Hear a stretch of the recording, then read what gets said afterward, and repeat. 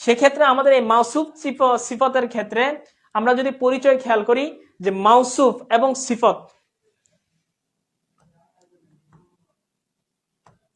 মাউসুফ সিফত, এই মাউসুফ সিফতের ক্ষেত্রে সিফত মানে কি? গুণ। যে শব্দ দ্বারা গুণ পায় তা কি? সিফত। সেটা হচ্ছে কি? সিফত। অর্থাৎ যে শব্দ দ্বারা গুণ প্রকাশ পায়, যেমন জাদিদুন নতুন, এটা একটা গুণ। এরপরে হচ্ছে কাদিমুন পুরাতন, এরপর হচ্ছে জামিলুন সুন্দর। এই যে এই গুণবাচক যে শব্দগুলো, এগুলো দ্বারা কি? গুণ বোঝায়। তাহলে এই গুণ জাতীয় শব্দগুলাকে কি বলা হয়? সিফত বলা হয়। আর এই সিফতটা অর্থাৎ এই গুণটা যার ব্যাপারে বলা হয় সেটাকে কি বলা হয়?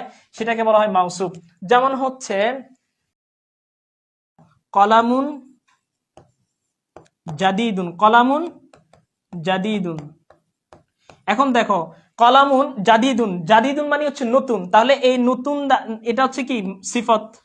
এখন এই সিফতটা কার ব্যাপারে বলা হচ্ছে? এই সিফতটা বলা হচ্ছে কলমের ব্যাপারে। কার ব্যাপারে? কলমের ব্যাপারে, যে কলমটি নতুন, তাহলে এই কলমটা হচ্ছে কি? মাউসুফ। ঠিক আছে, তাহলে এই হচ্ছে আমাদের মাউসুফ সিফত। ঠিক আছে, এখন আসো এই মাউসুফ সিফতের ক্ষেত্রে আমরা যদি অর্থ না জানি, এই মাউসুফ সিফত চেনার দুইটা পদ্ধতি আছে। কয়টা পদ্ধতি? দুইটা পদ্ধতি। এক নাম্বার পদ্ধতি মারেফা প্লাস মারেফা, মারেফা প্লাস মারেফা। আর দুই নাম্বার পদ্ধতি হচ্ছে নাকেরা প্লাস নাকেরা। ঠিক আছে,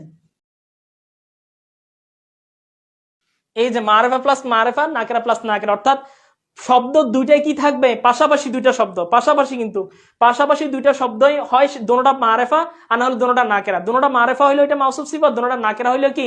মাউসুফ সিফত। যেমন আমরা যদি খেয়াল করি যে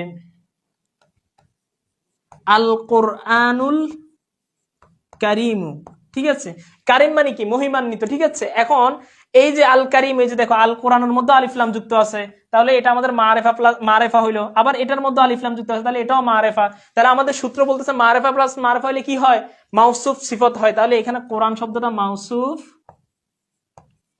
আর এটা কি? এটা হচ্ছে সিফত। ঠিক আছে, তাহলে মাউসুফ সিফত মিলে কি হয়?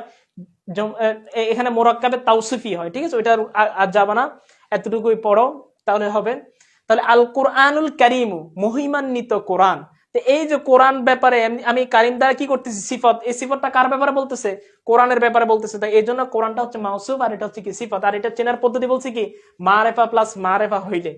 ঠিক আছে, এখন আসো আমরা যদি নাকেরা প্লাস নাকেরার একটা উদাহরণ দিই, নাকেরা প্লাস নাকেরার একটা উদাহরণ যদি আমরা দিই, যেমন হচ্ছে যেটা আমরা লিখেছি কিছুক্ষণ আগে, কলামুন জাদিদুন। ঠিক আছে, কলামুন জাদিদুন। এই কলামুন শব্দের মধ্যে কি আলিফলাম আছে? আলিফলাম মুক্ত, তাহলে আলিফলাম মুক্ত হইলে নাকেরা। আবার জাদিদুনের মধ্যে আমরা দেখতে পাচ্ছি না, ওটাও কি? আলিফলাম মুক্ত, তাহলে নাকেরা প্লাস নাকেরা। এই নাকেরা প্লাস নাকেরা হলে আমাদের কি বলতেছি? মাউসুফ সিফত।